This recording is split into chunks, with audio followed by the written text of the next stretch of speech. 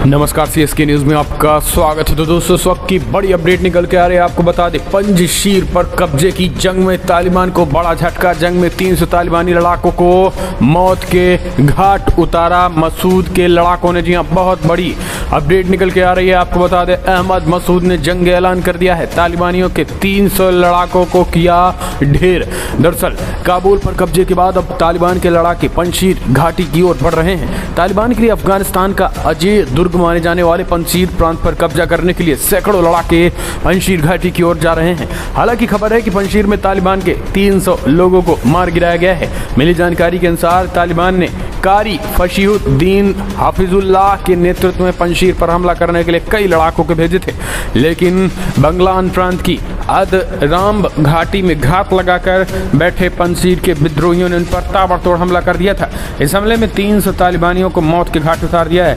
वहीं पंजशीर के शेर कहे जाने वाले अहमद शाह मसूद के 32 साल के बेटे अहमद शाह ने तालिबान के इस कदम पर कहा था कि वो अपने अधिकार क्षेत्र में आने वाले इलाकों को तालिबान को नहीं सौंपेंगे। मालूम हो कि तालिबान लगभग पूरे अफगानिस्तान पर कब्जा कर चुका है। केवल पंजशीर घाटी में ही ऐसा क्षेत्र जहां वो अपना कब्जा जमाने में असमर्थ रहा है। फिलहाल अफगानिस्तान के कुल 34 प्रांत में से 33 पर तालिबान का कब्जा रहा है। इस बीच अहमद शाह मसूद ने रविवार को एक टीवी चैनल को दिए इंटरव्यू में कहा है कि वो तालिबान से युद्ध नहीं करेंगे, लेकिन अगर उस तरफ से कुछ हलचल होती है तो तालिबान के आक्रमण का विरोध करेंगे। उन्होंने कहा है कि फिलहाल हम बातचीत कर इस मसले को हल निकालने की कोशिश करेंगे, लेकिन वार्ता असफल हुई तो युद्ध तो टाला भी नहीं जा सकता और हम युद्ध के लिए तैयार हैं। हमारे लड़ाके 10,000 लड़ाके जो वो तैयार हैं और तालिबानियों को धूल चटाने के लिए हम पूरी तरीके से तैयार और तत्पर हैं। तो ये एक तरीके से जंग ऐलान आर पार का हो चुका है। बीबीसी की पत्रकार याल्दा हाकिम ने ट्वीट करके बताया है कि बगलान के अदराम में छिपकर तालिबानियों पर बड़ा हमला किया गया है और इस हमले में तालिबानियों को बड़ा नुकसान हुआ है। तालिबान विरोधी लड़ाकों की तरफ से दावा किया गया है कि फिलहाल हमले में उन्हें 300 तालिबानियों को मार गिराया गया है। खबर यह भी है कि कई तालिबानियों को कैद भी कर लिया गया है। तो ये अपने आप में अब तक के बहुत बड़ी खबर निकल के आ रही है और तालिबानियों की उल्टी गिनती शुरू हो गई है, क्योंकि तालिबान जिस तरीके से कह रहे थे कि हम पंजशीर पर भी कब्जा जमाएंगे, जबकि अफगानिस्तान के उपराष्ट्रपति इमरान सल्लल्लाहु ने इस हमले को लेकर इशारा किया।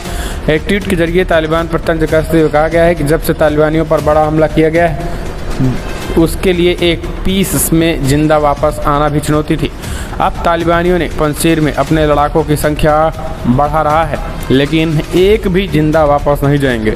आपको बता दें कि तालिबान विरोधी लड़ाकों ने अफगानिस्तान के उत्तरी बगलान प्रांत के 3 जिलों से तालिबान को बाहर कर दिया था। इन लड़ाकों ने पुले, हिसार, देह सलाह और बानू जिले पर शुक्रवार को अपना कब्जा कर लिया, लेकिन तालिबान ने शनिवार को फिर से बानू पर कब्जा जमा लिया। अब बचे हुए 2 जिलों को वापस लेने के लिए तालिबान लड़ाई लड़ रहा है।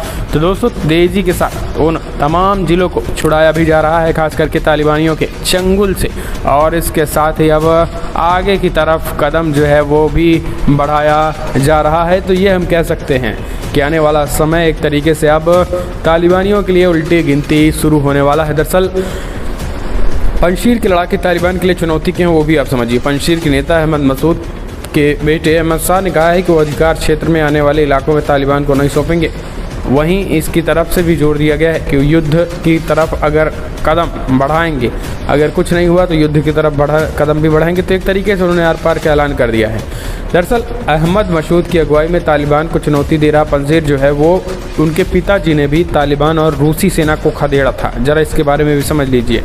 दरअसल आपको बता दें कि इनके पिता की बात करें तो अहमद मसूद के पिता ने भी तालिबानियों और रूसियों को भगाया था।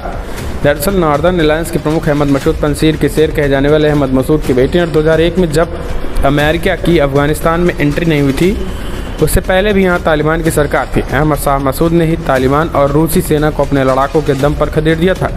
पहले एक गुरिल्ला सैनिक की तरह उन्होंने अपने लोगों के साथ सोवियत सेना का मुकाबला शुरू किया और जगह जगह उन्हें चुनौती दी। बाद में सोवियत सेना के जाने के बाद तब जब तालिबान की सरकार बनी, तब काबुल के उत्तर में मौजूद पंजशीर में अहमद शाह मसूद ने चंद लड़ाकों के साथ 90 के दशक में तालिबान का मुकाबला करना शुरू किया था। इसके बाद उन्होंने संख्या बढ़ती गई और लोगों को इकट्ठा किया। नॉर्दर्न अलायंस के साथ कुछ अन्य गुट भी आए जो तालिबान से निजात पाना चाहते थे। रूसी सेना तालिबान ने कई बार पंजशीर में घुसने की कोशिश की, लेकिन करीब 9 बार उन्हें अहमद शाह मसूद से मात खानी पड़ी। साल 2001 में अलकायदा के आतंकियों ने अहमद शाह मसूद की हत्या कर दी थी। पत्रकार के भेष में आए आतंकियों ने इंटरव्यू के दौरान खुद को बम से उड़ा दिया। अहमद मसूद शाह इसमें घायल हो गए और कुछ देर में उन्हें दम तोड़ दिया था। तो ये हम कह सकते हैं कि एक तरीके से इंटरव्यू के दौरान उनको धोखे से मार दिया गया था, वरना पंजशीर का ये शेर तालिबानियों के लिए काल बनता।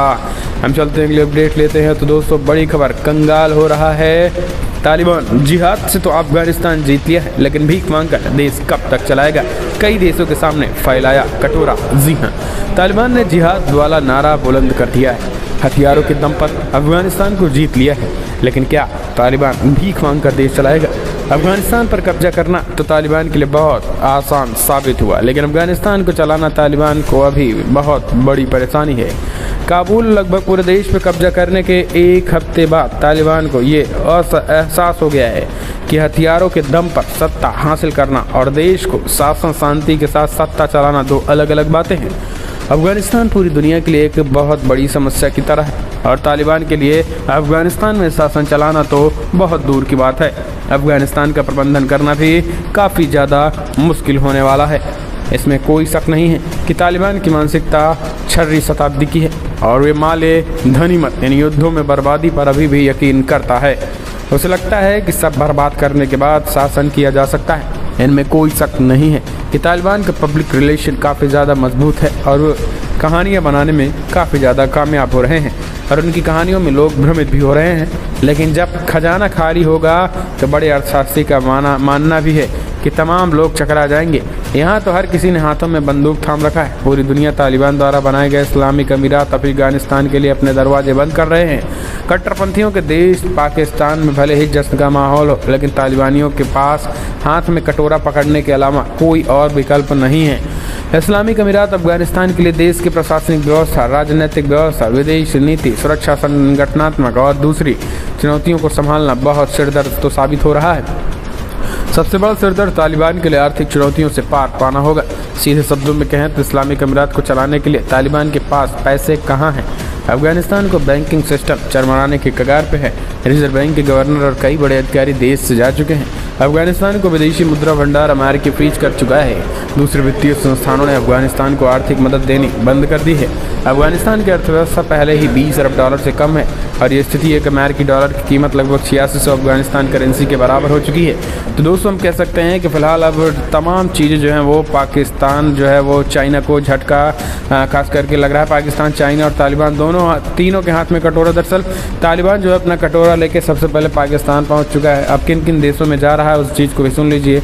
अमेरिका से गिड़गिड़ा रहा ब्रिटेन के सामने। दरअसल आपको बता दें कि जो इनके कटोरा लेने के जो शहंशाह पाकिस्तान इमरान खान हैं, इनके हाथ में सबसे बड़ा कटोरा है और देश जो है अब इनके कटोरे में जो है वो झोली जब ये फैलाते हैं तो पैसा भी देने लगा है। इस वजह से सबसे बड़ा कटोरा इमरान खान के है और इसी के पीछे छोटा छोटा कटोरा जो है तालिबान के हाथों में भी है।